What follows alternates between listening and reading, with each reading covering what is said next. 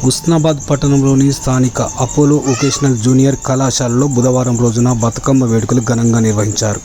విద్యార్థుల తమ గ్రామాల పరిసర ప్రాంతాల నుండి తీసుకువచ్చిన తీరొక్క రంగుల పువ్వులతో బతుకమ్మలను అలంకరించి 9 రోజులు ఆడే బతుకమ్మ ఆటల్లో ఒక్కొక్క రోజు పిలిచే బతుకమ్మల ప్రత్యేక పేర్లను విద్యార్థులు బతుకమ్మను చూపిస్తూ ఆ రోజుల్లో చేసే అలంకరణ ప్రసాదాల గురించి అందరికీ తెలియజేశారు. ఈ సందర్భంగా కాలేజ్ ప్రిన్సిపల్ గణేష్ వేముల మాట్లాడుతూ ప్రపంచంలోని పువ్వులతో దేవుళ్ళని పూజిస్తే పూలనే దేవుళ్ళుగా పూజించే గొప్ప సంస్కృతి విశిష్టత ఒక తెలంగాణలో మాత్రమే ఉంటుందని, ఈ సాంస్కృతిక సంప్రదాయాలను విద్యార్థులు తీసుకుంటూ భావితరాలకు అందజేయాలని సూచించారు.